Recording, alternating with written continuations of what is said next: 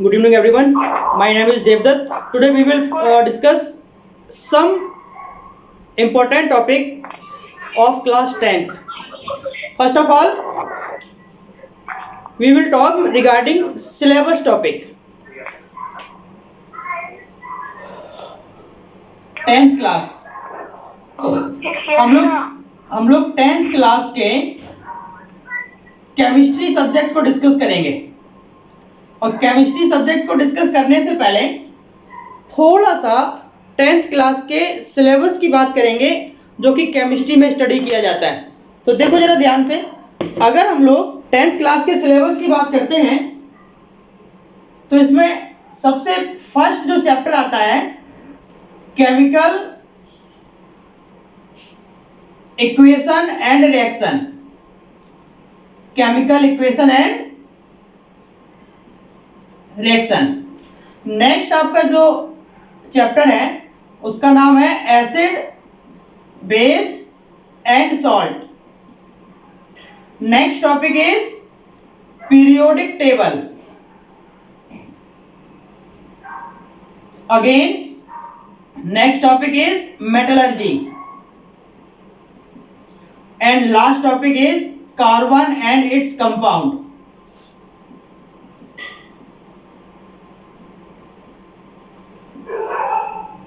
Here in this chapter, carbon and its compound is a very important portion. So today we will discuss about carbon and its compound. First of all, we will discuss about only carbon.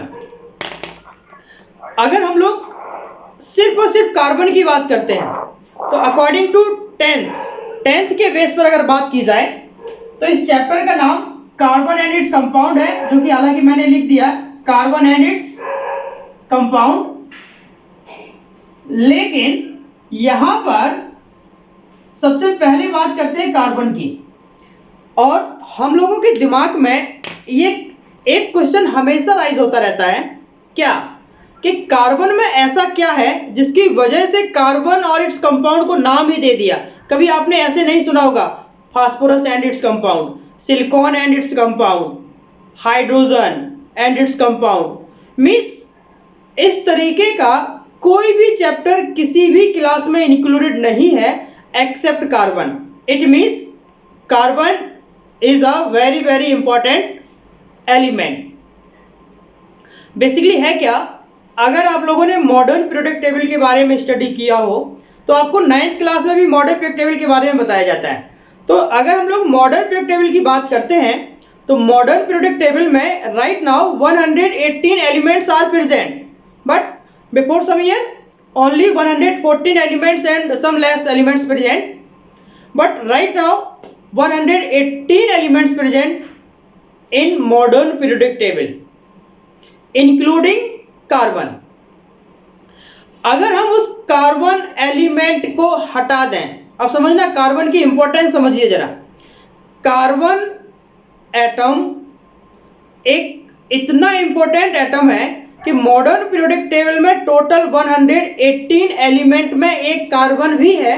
अगर हम उस carbon को हटा दें, समझना ध्यान से, तो बचे हुए 117 element total 50,000 to 1 lakh elements 1 lakh compounds बनाने की कैपेसिटी रखते हैं। आई मीन मैंने क्या बोला, without carbon you have 117 elements in modern periodic table, और 117 elements can form 50,000 to 1 lakh compounds, but only carbon can form 10 million compounds and other than। और daily इन compounds की जो क्वांटिटी है वो बढ़ती जा रही है।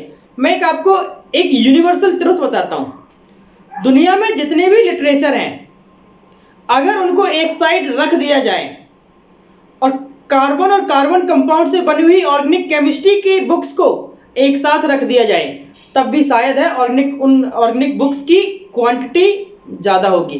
इट मीन्स मैं ये आपको बताना चाह रहा हूं कि कार्बन पर इतनी रिसर्च चलती रहती है। बेसिकली है क्या, कार्बन से बने हुए जो कंपाउंड्स हैं उनकी स्टडी ऑर्गेनिक केमिस्ट्री में की जाती है। अभी हम लोग बात करेंगे ऑर्गेनिक केमिस्ट्री भी क्या होती है, मैं इस बात पर भी आपको बताऊंगा। लेकिन मैं आपको जस्ट ये बताना चाह रहा हूं कि हम लोगों की लाइफ में आंख खुलने से लेके आंख बंद होने तक, आई मीन जागने से लेके सोने तक, विदाउट ऑर्गेनिक केमिस्ट्री के लाइफ सर्वाइव ही नहीं होती। कैसे, देखो बताते हैं। हम लोग जब सुबह उठते हैं टूथपेस्ट वगैरह करते हैं, toothpaste combination of different different chemicals, so that is chemistry, और हम लोग उस केमिस्ट्री की स्टडी करते हैं एक ऑर्गेनिक केमिस्ट्री ब्रांच में। सेकेंड पॉइंट की अगर हम लोग बात करते हैं, पानी, I mean water, that is also be known H2O, it means combination of two elements, carbon, hydrogen and oxygen. Same case, अब हम लोग क्या करते हैं, खाना बनाते हैं, किचन में जाते हैं, नहाते हैं, कपड़े पहनते हैं, घड़ी पहन के रखी है, तो जितने भी कंपोनेंट्स जो भी हम लोग अपनी पूरी दिन में यूज करते हैं, विदाउट केमिस्ट्री के आप सरवाइव कर ही नहीं सकते। तो हम लोग ऐसे भी कह सकते हैं organic chemistry is a life, organic chemistry ही हम लोगों की लाइफ है। इसी की वजह से उस ऑर्गेनिक केमिस्ट्री का बहुत ज़्यादा यूज होने की वजह से डेली रिसर्च चलते हैं और बहुत सारे कंपाउंड्स की डिस्कवरी होती है, और वो सारे कंपाउंड्स का जो कॉम्बिनेशन है, उन सारे कंपाउंड्स का जो बेसिक फंडामेंटल है वो क्या है, कार्बन है। और यही रीज़न होने की वजह से कार्बन एक बहुत ही इम्पोर्टेंट एलिमेंट्स आज के टाइम में है। इसीलिए बच्चों को बेसिक लेवल से, आई मीन 6th क्लास से कार्बन के बारे में बताना शुरू कर देते हैं, केमिस्ट्री ये है, केमिस्ट्री वो है, कार्बन में ऐसे एलिमेंट्स काम करता है वगैरह वगैरह। तो यहाँ पर एक्चुअली हम लोग 10th क्लास तक पहुंच गए हैं, तो यहाँ पर हम लोगों को according to syllabus carbon and its compound पर डिस्कस करना है। तो सबसे पहले देखो कार्बन एंड इट्स कंपाउंड पर कैसे डिस्कस करेंगे। इसका नाम भी बता देना। तो देखो जरा, सबसे पहले चैप्टर का नाम तो कार्बन एंड इट्स कंपाउंड है, हम लोग सिर्फ और सिर्फ कार्बन की बात करेंगे। आप लोगों ने पहले भी कार्बन की बहुत सारी इंफॉर्मेशन पढ़ी होंगी, बट फिर भी हम लोग एक बार देख लेते हैं। अगर हम लोग कार्बन के सिंबल की बात करते हैं, we know that carbon represented by capital C. Same case if we will talk about atomic number, तो carbon has 6 atomic number. Similarly atomic mass, atomic mass की अगर बात की जाए तो कार्बन में atomic mass कितना है, 6 है। On the basis of atomic number and atomic mass, if we will find number of electron or proton, then we will say carbon has number of electron equal 6. Same case, number of proton is equal to 6. Next, if we will say about 2 neutrons, so number of neutron equal to 6. Here, if we will say representation of carbon, now 6C12, here 6 is atomic number,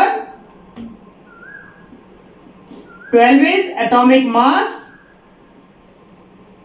next carbon is a symbol of, C is a symbol of carbon। इस तरीके से हम लोग इसके electron, proton और न्यूट्रॉनों की बात कर सकते हैं। अब अगर हम लोग इसी को स्ट्रक्चर के बेस में डिस्कस करना चाहें, अब देखना जरा ध्यान से, स्ट्रक्चर की जब बात करेंगे तो हम लोग जानते हैं कि स्ट्रक्चर में कुछ इस तरीके से ड्रॉ किया जाता है। तो कार्बन के अगर हम लोग एटॉमिक नंबर के बेस पर कार्बन का इलेक्ट्रॉनिक कॉन्फ़िगरेशन की बात करेंगे, हाँ देखो जरा, इलेक्ट्रॉनिक कॉन्फ़िगरेशन की बात करते हैं तो कार्बन का एटॉमिक नंबर 6 होता है और इसका इलेक्ट्रॉनिक कॉन्फ़िगरेशन कैसे काम करेगा, 2 और 4। It means carbon has 2 shell, carbon के पास केवल 2 सेल होती हैं और कार्बन के फर्स्ट सेल में 2 इलेक्ट्रॉन प्रेजेंट हैं and second cell has a 4 electron present. It means we can say that 4 is a outermost cell. 4 is a outermost cell. Similarly outermost cell होने की वजह से outermost cell में electron कितने present होंगे? 4. It means we can say that valence electron of carbon atom is equal to 6. तो हम यहाँ लिख सकते हैं valence cell of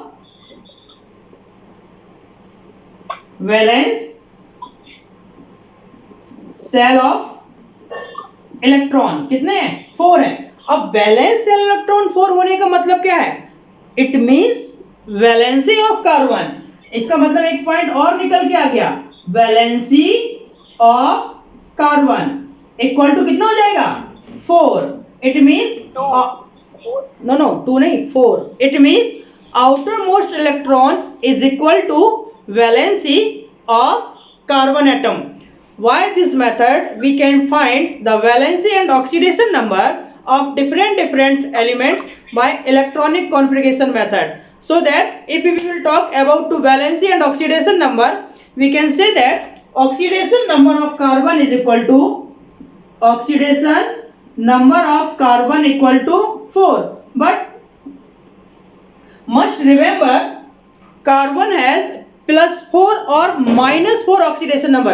Basically, if we will talk about to valency and oxidation number, then you just read valency is a combining capacity of electron by an atom.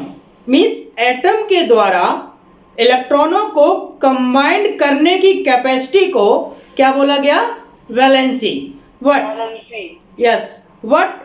Oxidation number is also is equal to valency, but some little difference between valency and oxidation number. We cannot say valency or oxidation number are both same, but on the basis of numbers means 1 2 3 4 वगैरह वगैरह oxidation number और valency both are similar. हाँ, valency and oxidation number one point is similar, that is valency and oxidation number both are whole number, but oxidation number can be fractional number or positive and negative sign, but valency always shows without any sign like as 1 2 3 4. We cannot represent a valency like +1 +2 +3. If we will include the sign in a number, in a numerical number, then valency transfer by oxidation number. If it means if we will say the valency of carbon is equal to 4. If we will talk about oxidation number of carbon, then we can say that +4 or -4. It depends on transfer or combining capacity. But in a simple way, carbon cannot transfer 4 electron because due to presence of energy by the different factors. हम लोग अभी इस बात पर आगे फिर से चर्चा करेंगे, लेकिन आप एक चीज समझ लो, कार्बन 4 इलेक्ट्रॉन को डोनेट नहीं कर सकता और 4 इलेक्ट्रॉन को एक्सेप्ट भी नहीं कर सकता. That is a simple reason, so that we can not say the oxidation number about to carbon +4 और -4. It's depends on covalent compound, और covalent compounds means sharing of electrons. अभी हम लोग ये बात पढ़ने वाले हैं. तो देखो, तो चलो देखो, next point is structure of carbon. So if we will say about to carbon, we know that carbon has 6 atomic number, or these atomic number also shows as 2 and 4 electronic configuration. On the basis of electronic configuration, here valency is 4 and valence electron also 4. We can write valency is equal to 4 and valence electron equal to 4. अगर हम लोग यहाँ पर इनके cell की बात करें तो हम लोग जानते हैं कार्बन का जो एटॉमिक नंबर 6 है, कार्बन में 2 सेल होते हैं. कौन से? K और L. K के पास 2 सेल है और 2 इलेक्ट्रॉन, और L के पास 4 है. अगर हम लोग इनके स्ट्रक्चर की बात करते हैं तो क्या होगा? कुछ इस तरीके से. ये तो आपका हो गया न्यूक्लियस. न्यूक्लियस के सराउंडिंग में ये आपके हो गया पहला सेल और ये आपका हो गया second shell. Right. First shell has 2 electron, that is electron represented by 2 symbol dot and cross. Here we will use cross symbol. Second point is carbon has 4 electron in L cell. Here one electron is here, one electron here, one electron here, and one electron here. It means 4 electrons present in second cell and 2 electrons present in a first cell. On the basis of presence of electron, valency of carbon is equal to 4 because outermost cell has 4 electrons. That is the final reason. Next case is, in a nucleus 6 electron present here and 6 neutron present here in a nucleus, so that atomic mass equal to 6. Atomic mass is equal to 12. तो ये सारी कहानी अभी तक हमने आपको बस revise कराई. अब रीजन ये है कि कार्बन को इतना इंपॉर्टेंस क्यों दिया गया. समझ रहे बात को. जैसा कि अभी हमने आपको बताया कि कार्बन के नाम पर ऑर्गेनिक केमिस्ट्री की ही बहुत सारी बुकें हैं और कुछ ना कुछ रिसर्च चलता रहता है. तो ऐसी कौन सी प्रॉपर्टी है जिसकी वजह से हम लोग कार्बन को इतना डिस्कस करते हैं. हाँ बेटा, एक चीज समझ लो, मैं आपको एक्चुअली शुरुआत में मेरे को ये बात बता देनी चाहिए थी, लेकिन मैं फिर भी आपको यहाँ पर 1 मिनट बता देता हूँ. एक चीज समझ लो, हम लोग बेसिकली डिस्कस कर रहे हैं केमिस्ट्री के बारे में. किसके बारे में डिस्कस कर रहे हैं? केमिस्ट्री के बारे में. और केमिस्ट्री को 3 ब्रांच में डिवाइड किया गया. इसमें सबसे पहले आता है आपका फिजिकल केमिस्ट्री. क्या आता है? Physical chemistry. नेक्स्ट आपका आता है इनऑर्गेनिक केमिस्ट्री.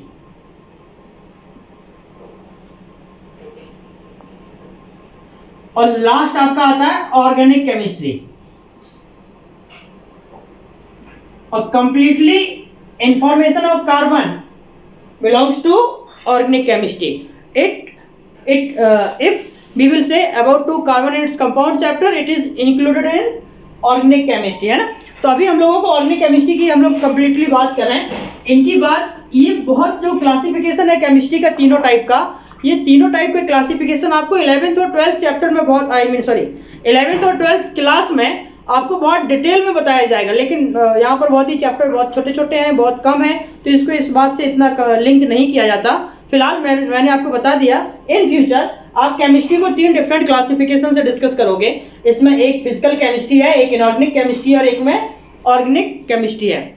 तो ऑर्गेनिक केमिस्ट्री में completely carbon and it's derivatives की बात की जाती है, that is carbon and it's compounds की. जैसे आप लोगों ने नाम तो सुना ही होगा, एस्टिक एसिड नाम सुना है, ethanoic acid, benzene, toluene. By the different example we can define. Next here we will talk only carbon. Next carbon and its compound. हाँ, तो हम लोग बात कर रहे थे कार्बन एंड इट्स कंपाउंड की. अब मैंने आपको बोला था कि कुछ ऐसी प्रॉपर्टी है जिसके बेस पर कार्बन को बहुत ही इंपॉर्टेंस दिया गया. अब वो कौन सी प्रॉपर्टी है जिसकी वजह से कार्बन को बहुत ही ज्यादा इंपॉर्टेंस दिया गया, तो मैं बारी बारी वो ऐसी 4 प्रॉपर्टी हैं, मैं उन प्रॉपर्टीज के बारे में लिखता हूं. यहाँ पर मैं एक छोटा सा पॉइंट लिख देता हूं, that is properties.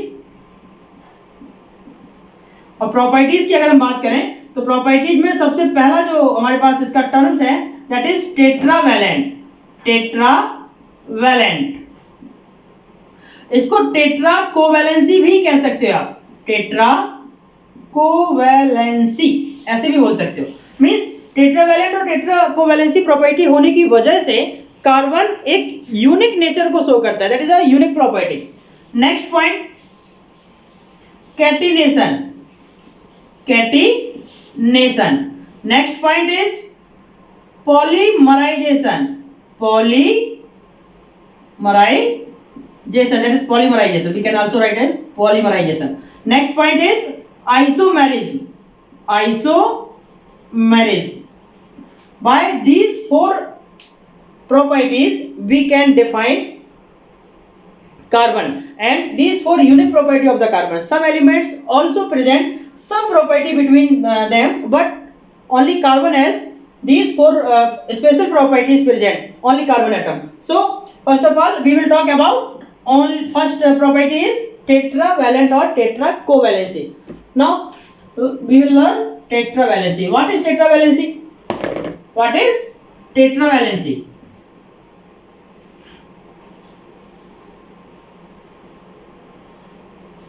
Here tetravalency is a combination of 2 words. Tetravalency is a combination of 2 words.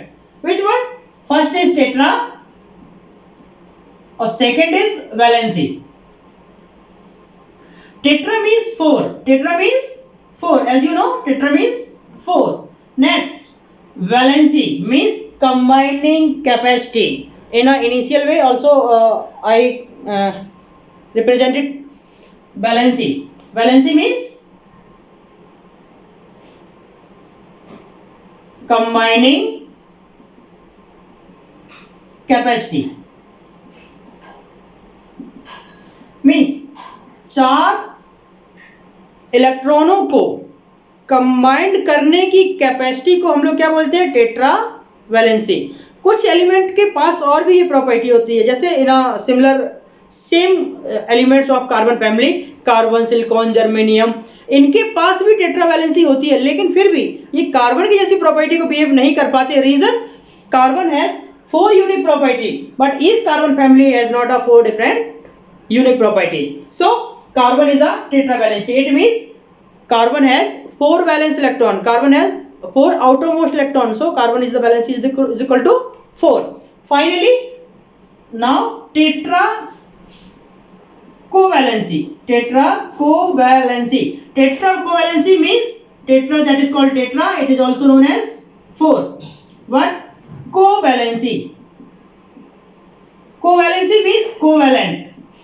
Covalent और कोवैलेंट मींस शेयरिंग. अब समझो जरा ध्यान से, टेट्रा कोवैलेंसी का मतलब क्या है?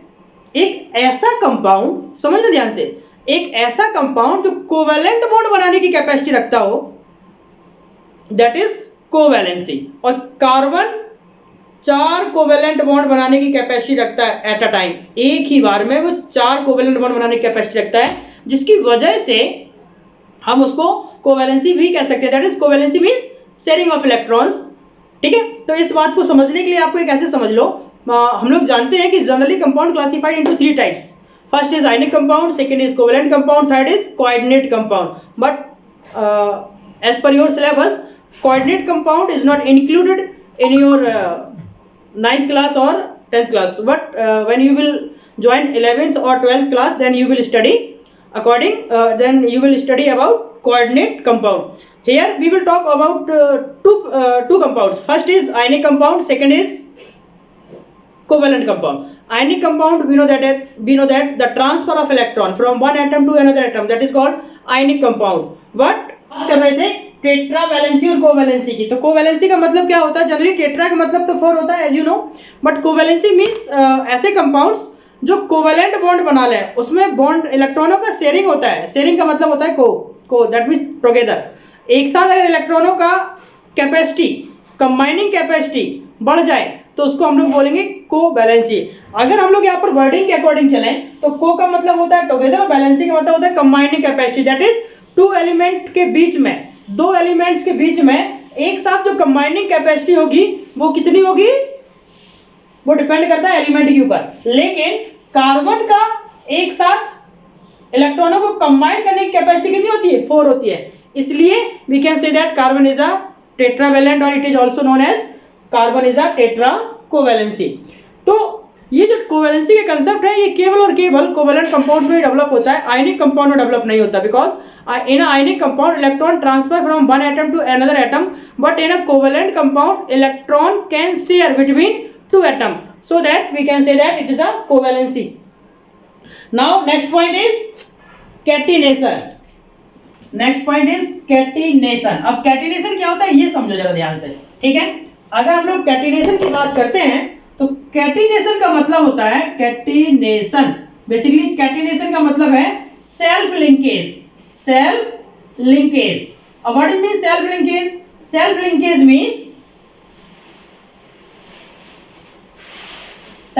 Means carbon carbon arrange by single bond, double bond or triple bond and develop a chain, branch or cyclic compound. Like at first point is it is a chain compound of carbon compounds.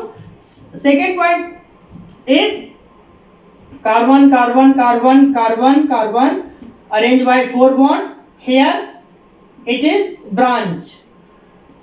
Next point is carbon arranged by carbon in a cyclic compound, that is catenation. अब देखो जरा ध्यान से, carbon अपने ही carbon के साथ link करके join होके कितने सारे प्रॉपर्टीज के कंपाउंड बनाने की कैपेसिटी रखता है। तो यहाँ पर हमने आपको जनरली 3 तो अभी दिखाई दिए, और भी बना लेता है। तो यहाँ पर ये क्या है, इसको चेन बोलते हैं, इसको ब्रांच बोलते हैं, और इसको हम लोग साइक्लिक बोलते हैं। तो ये 3 कैटेगरी के डिफरेंट कंपाउंड बनाने की कैपेसिटी रखता है। और अगर ध्यान से देखें, कार्बन अपने ही एटम के साथ लिंक होके कितने भी टाइम्स लिंक हो सकता है, इनफाइनाइट, इनका कोई कैलकुलेशन नहीं है। तो इस तरीके की प्रॉपर्टी को हम लोग कैटिनेशन बोलते हैं। और कार्बन ही पूरी मॉडर्न पीरियोडिक टेबल में एक ऐसा एलिमेंट है जो सबसे ज्यादा इस प्रॉपर्टी को शो करता है। इसीलिए हम लोग कह सकते हैं catenation is a unique property of carbon. Now अब नेक्स्ट पॉइंट क्या है, नेक्स्ट पॉइंट है पॉलीमराइजेशन। अब देखो बेटा, नेक्स्ट पॉइंट पॉलीमराइजेशन। अब अगर हम लोग पॉलीमराइजेशन की बात करते हैं तो देखो पॉलीमराइजेशन, ठीक है बेटा। पॉलीमराइजेशन का मतलब होता है मैनी पार्ट्स। अगर हम लोग वर्डिंग के अकॉर्डिंग जाएंगे, एक होता है पॉली और दूसरा होता है मर। बेसिकली होता क्या है, पॉली मींस होता है मैनी और मर का मतलब होता है पार्ट्स। बहुत सारे पार्ट्स जब आपस में कंबाइंड होते हैं, that is polymerization. Polymerization is a process, polymerization is a process for the formation of polymers like as synthetic fiber, like as polythene, toys, rubber वगैरह वगैरह, melamine, these are example of polymers।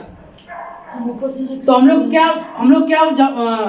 कह सकते हैं, polymerisation की property भी carbon में होती है। जैसे कैसे होती है समझ लो। Suppose we have a compound CH2 double bond CH2, that is ethene, we can say that is ethene। why the polymerization, double bond will be break and CH2 single bond CH2 whole power n। why the process of polymerization, polymerization process के द्वारा जो ethene होगा उसके बहुत सारे molecules आपस में break हो जाएंगे, और जब ब्रेक हो जाएंगे तो फिर वो कुछ इस तरीके के कंपाउंड्स बनाता है, और यही आपका होता है पॉलीथीन। तुम लोगों ने देखा होगा कि हम लोग जब मार्केट में सामान लेने जाते हैं, सब्जी लेने जाते हैं, तो वो पॉलीथीन में हम लोग सब्जी लेके आते हैं। और you know the formula of polythene, that is the formula of polythene, it's a representation of polythene in a simple language. As you know what is the formula of road as is stone. Road का formula क्या होता है, road का formula होता है CaCO3। अब वो road नहीं है basically, that is the formula of stone, पत्थर, calcium carbonate. Same case it's a branch. Polymerization is a procedure, polymerization is the process of formation of polymers। so here ethene, n molecule of ethane by the polymerization is converted into polythene। so we can say that tetravalency, catenation and polymerization, these are unique property of the carbon। why these properties, carbon can form more than compounds and branches, and it's studies by organic chemistry। so now next or last point is isomerism। if we will say about to isomerism,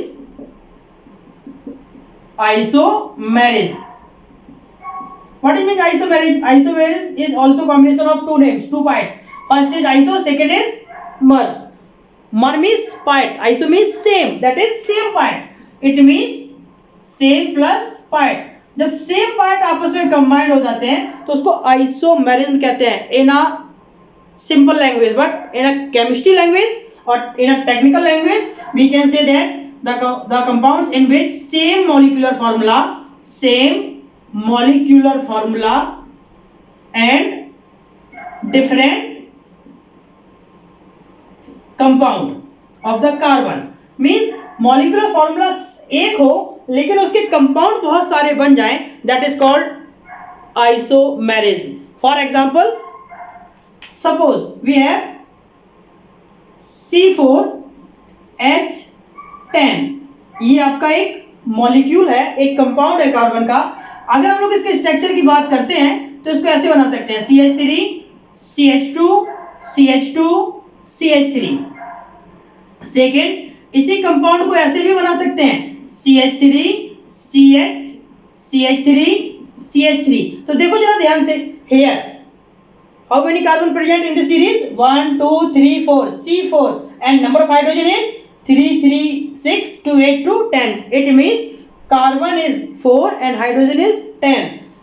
first compound के पास 4 carbon है और 10 hydrogen है। अब second compound की बात करते हैं। 1, 2, 3 और 4 कार्बन है, 3, 3, 3, 9 और 1, 10 हाइड्रोजन है। इट मींस इन दोनों कंपाउंड्स का जो फॉर्मूला है, जो मॉलिक्यूलर फॉर्मूला है वो सेम है, बट कंपाउंड इनका कैसा है? कंपाउंड इनका डिफरेंट है। तो डिफरेंट कंपाउंड होने की वजह से, ध्यान से समझना, एक ऐसा प्रोसीजर जिसमें मॉलिक्यूलर फॉर्मूला सेम हो बट कंपाउंड डिफरेंट हो, तो उस केस में हम उसको कह सकते हैं आइसोमेरिज। सो आज के इस लेक्चर में हमने अभी 4 प्रॉपर्टी के बारे में डिस्कस किया। मैंने अभी बोला था कि कार्बन 4 डिफरेंट यूनिक प्रॉपर्टीज को शो करता है। कौन से शो करता है? First is tetravalency, second is catenation, third is polymerization, fourth is isomerization. By these 4 properties we can say that carbon is a unique element, or by these unique properties carbon is studied by the different process or in a unique chapter, that is carbon and its compound. Now we will see some different compounds, or these compounds also introduced in a organic chemistry. Organic compound discussion, we will understand about organic chemistry. Basically organic chemistry होता क्या है? अगर हम लोग सिर्फ और सिर्फ organic chemistry की बात करें तो basically organic chemistry is the branch of chemistry. It means organic. What is means organic? Organic का मतलब जनरली अगर आपने देखा होगा, जितनी भी चीजें, जो भी मटेरियल लिविंग ऑर्गेनिज्म से हो या प्लांट से, एनिमल से रिसीव होते हो, दैट इज कॉल्ड ऑर्गेनिक। तुम लोगों ने देखा होगा कि आजकल मार्केट में ऑर्गेनिक के नाम पे बहुत सारा मटेरियल बिक रहा है। बोलते हैं ना organic sugar, organic rice, organic salt वगैरह वगैरह, बहुत सारी चीजें जो है ऑर्गेनिक के नाम से आजकल मार्केट में दी जा रही हैं, है ना। और वो ऐसा मान के चलते हैं कि वो पॉल्यूशन फ्री हैं, वो आपकी एकदम प्योरेस्ट हैं। तो इस तरीके के कंडीशंस को हम लोग ऑर्गेनिक बोलते हैं। केमिस्ट्री में ऑर्गेनिक का मतलब एक ऐसी ब्रांच जिसमें कार्बन और कार्बन से रिलेटेड कंपाउंड्स की स्टडी की जाए। Means organic chemistry is a branch in which carbon and it's derivatives can be studied. दूसरे फॉर्म में ऑर्गेनिक केमिस्ट्री को समझने के लिए इसको एक पॉइंट नेक्स्ट आया, that is hydrocarbon. Hydrocarbon basically है क्या? ये ऑर्गेनिक केमिस्ट्री का जमाना बहुत पहले से चला आ रहा है। एक हमारे साइंटिस्ट थे बर्जीलियस नाम के, उन्होंने बोला था ऐसे सब्सटेंस जो लिविंग ऑर्गेनिज्म से रिसीव हो उनको हम लोग ऑर्गेनिक केमिस्ट्री में डिसाइड करते हैं और ऑर्गेनिक केमिस्ट्री के अकॉर्डिंग स्टडी करते हैं और उन्हीं कंपाउंडों को हम लोग डेवलप कर सकते हैं। लेकिन फिर बाद में बहुत सारे साइंटिस्ट आए, वोलर आए, और उन्होंने बोला कि ऑर्गेनिक, बोला क्या, उन्होंने प्रूव कर दिया कि यूरिया नाम का जो कंपाउंड्स है उससे वो हम लोग अमोनियम साइनाइड से बनाते हैं। तो अमोनियम आइसोसाइनेट से बनाने की वजह से, या हम लोग ऐसे भी कह सकते हैं, अभी आप लोग 10th क्लास में है उस लेवल पे नहीं बात करते हैं, थोड़ा सा बिलो डाउन कर लेते हैं, तो हम लोग ये भी कह सकते हैं कि ऑर्गेनिक केमिस्ट्री में ये बताया गया कि ऑर्गेनिक केमिस्ट्री एक ऐसा ब्रांच है जिसके अकॉर्डिंग ये बताया गया कि हम उन सब्सटेंसेस की स्टडी करते हैं जो लिविंग ऑर्गेनिज्म से रिसीव होते हैं। लेकिन और बहुत सारे साइंटिस्ट ऐसे आए, उन्होंने बोल दिया कि कुछ कंपाउंड ऐसे भी होते हैं जो कि इनऑर्गेनिक मटेरियल से बने होते हैं, लेकिन वो ऑर्गेनिक होते हैं, जो लैब में बनाए जा सकते हैं, जो लिविंग ऑर्गेनिज्म से रिसीव नहीं होते हैं, फिर भी उनकी जो कैटेगरी है वो ऑर्गेनिक कंपाउंड्स में आती है। तो इन सारी बातों को ध्यान में रखते हुए एक नया वर्ड आया और that is hydrocarbon. Organic chemistry के बारे में बर्जीलियस नाम के एक साइंटिस्ट ने बताया था। बर्जीलियस उस टाइम का बहुत बड़ा नाम था। अगर उनकी थ्योरी को कोई कुछ बोल देता था तो भाई उनकी थ्योरी को तो बड़ी प्रॉब्लम हो जाती थी। तो ठीक है, इन सारी बातों को हम लोग डिस्कस बाद में करते हैं। जब हम लोग 11th और 12th में मूव करेंगे तब आपको ये पूरी कहानी बताई जाएगी, बट अभी उस बात पे हम लोग डिस्कस नहीं करेंगे। अपने come to the topic syllabus की बात करते हैं। हाँ बेटा देखो, हम लोग बात कर रहे थे हाइड्रोकार्बन की। हाइड्रोकार्बन क्या होता है? कॉम्बिनेशन ऑफ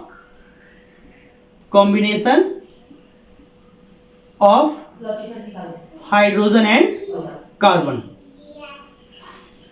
तो हाइड्रोजन और कार्बन से बनने वाले कंपाउंड हाइड्रोकार्बन कहते हैं। लेकिन इसके अलावा केवल ऐसा नहीं है कि जो हाइड्रोजन और कार्बन से बने हुए कंपाउंड वही हाइड्रोकार्बन है। अगर कंपाउंड में कार्बन, हाइड्रोजन, ऑक्सीजन, नाइट्रोजन या सल्फर है तो उस केस में भी उन कंपाउंड्स को क्या बोल सकते हैं, हाइड्रोकार्बन बोलते हैं। तो अब इस बेस पर हाइड्रोकार्बन को अगर हम लोग बात करते हैं तो कार्बन कंपाउंड्स के बेस पर हाइड्रोकार्बन को 2 टाइप से क्लासिफाई किया गया, means on the basis of arrangement of bond between carbon. Carbon to carbon के बीच में बॉन्ड के अरेंजमेंट के डिपेंडेबल होकर, अरेंजमेंट पर डिपेंडेबल होकर हाइड्रोकार्बन को 2 टाइप से डिवाइड किया गया। कौन से? एक होता है सैचुरेटेड कंपाउंड और दूसरा होता है अनसैचुरेटेड कंपाउंड।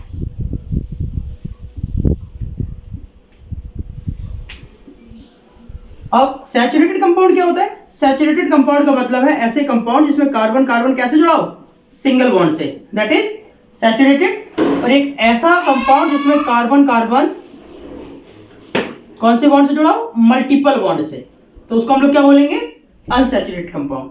तो सैचुरेटेड कंपाउंड को हम लोग एल्केन बोलते हैं और अनसैचुरेटेड कंपाउंड को हम लोग फिर से 2 टाइप से डिवाइड करते हैं, जिसमें एक आपका एल्कीन होता है और दूसरा आपका एल्काइन होता है। तो एल्केन का मतलब क्या है?